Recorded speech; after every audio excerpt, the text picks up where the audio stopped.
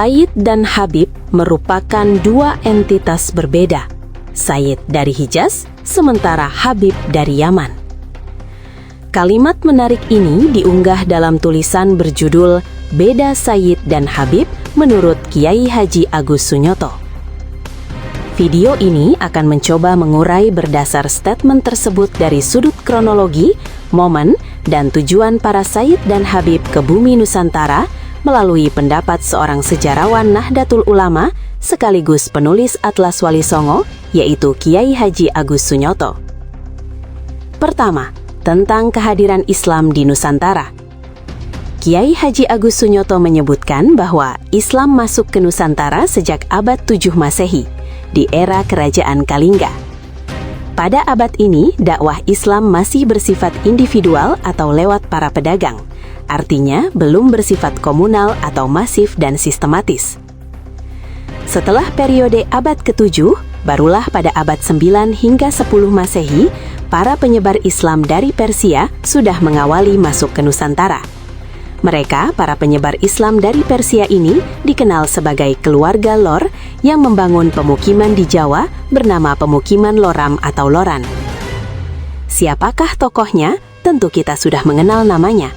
Di antara tokohnya bernama Fatimah binti Maimun hingga Syekh Subakir. Penting dicatat bahwa sampai abad 10 Masehi ini belum dikenal istilah penyebar Islam dengan sebutan Habib. Kedua, kapan para Sayyid ataupun Habib mulai menyebarkan Islam di Nusantara? Jawabannya adalah pada abad 14 Masehi. Pada abad ini, para pemuka Islam dari Iran, Maroko, dan Uzbekistan yang leluhurnya berasal dari Hijaz sudah berdatangan ke Nusantara dalam rangka persebaran Islam. Mereka ini adalah keluarga atau para keturunan dari Sayyidina Hasan dan Sayyidina Husain yang menyebar ke berbagai wilayah. Harus digarisbawahi bahwa para Sayyid-Sayyid ini leluhurnya berasal dari Hijaz, bukan dari Hadramaut Yaman. Beliau-beliau adalah keturunan Al-Kadimi Al-Husaini dan Al-Jilani Al-Hasani, bukan keturunan dari Alwi bin Ubaidillah bin Ahmad Al-Muhajir. Yang terpenting untuk dijadikan teladan bahwa para Sayyid Hijaz ini datang ke Nusantara membawa keteladanan sikap berupa keramahan dan berbasis kearifan lokal. Adakah tokoh-tokohnya yang tercatat pada abad ke-14 ini? Di antara tokoh-tokohnya bernama Sayyid Maulana Malik Ibrahim, ada lagi tokoh Sayyid Datuk Kahfi, ada lagi Sayyid Jumadil Kubro, hingga tokoh Sayyid Hasanuddin Kuro. Beliau-beliau ini menanggalkan budaya asal, bukan untuk menghilangkan jejak, tetapi untuk berasimilasi dan berakulturasi dengan warga Nusantara. Tidak hanya warga masyarakat kelas bawah saja, beliau-beliau juga masuk ke lingkungan keluarga para raja. Apa tujuannya? Jelas misi mereka adalah memperbesar persebaran Islam. Dan dari sinilah kemudian secara lebih masif kelak dilanjutkan oleh suatu majelis yang disebut dengan Majelis Wali Songo pada abad 15 Masehi.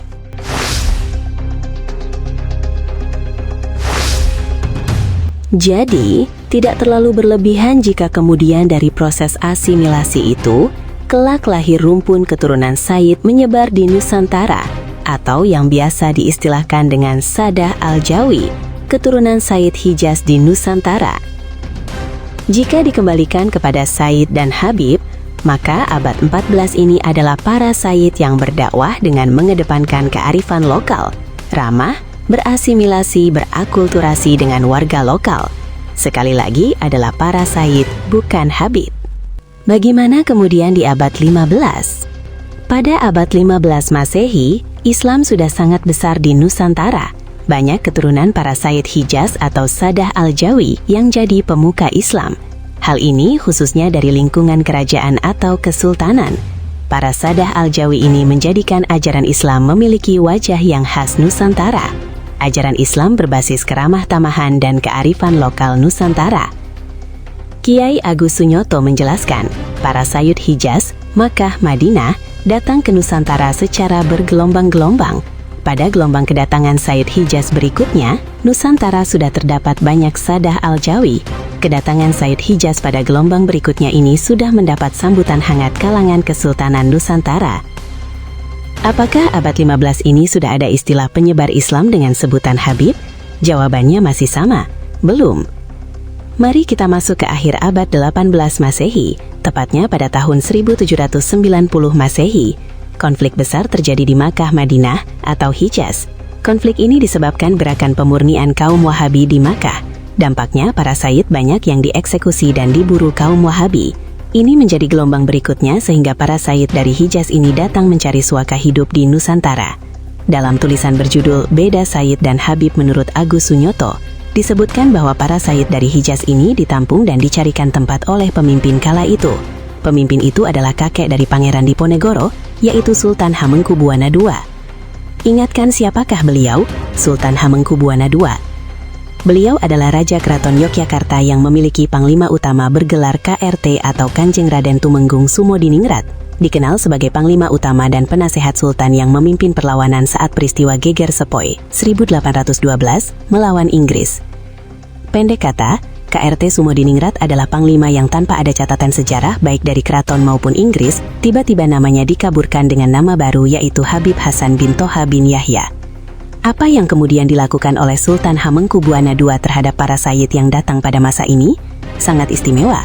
Oleh Sultan Hamengkubuwana II, mereka diberi tempat untuk hidup di sekitar Jogja. Tempat ini kelak dikenal dengan istilah wilayah Sayyidan, atau tempat tinggalnya para sayyid keturunan Rasulullah dari tanah Hijaz.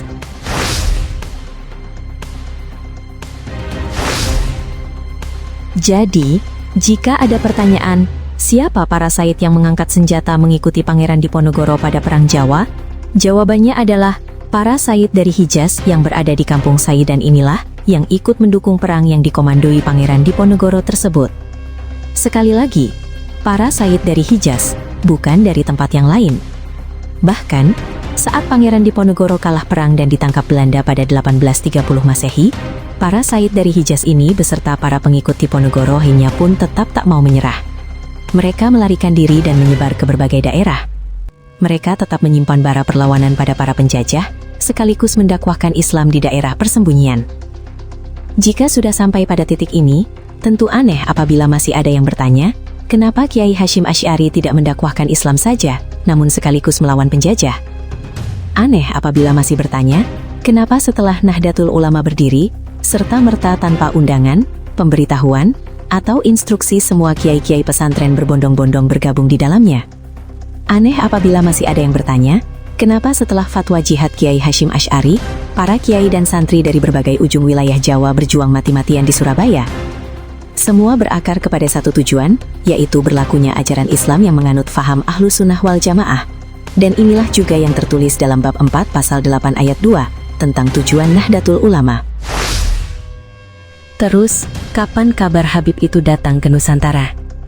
Mari kita kembali kepada Kiai Haji Agus Sunyoto.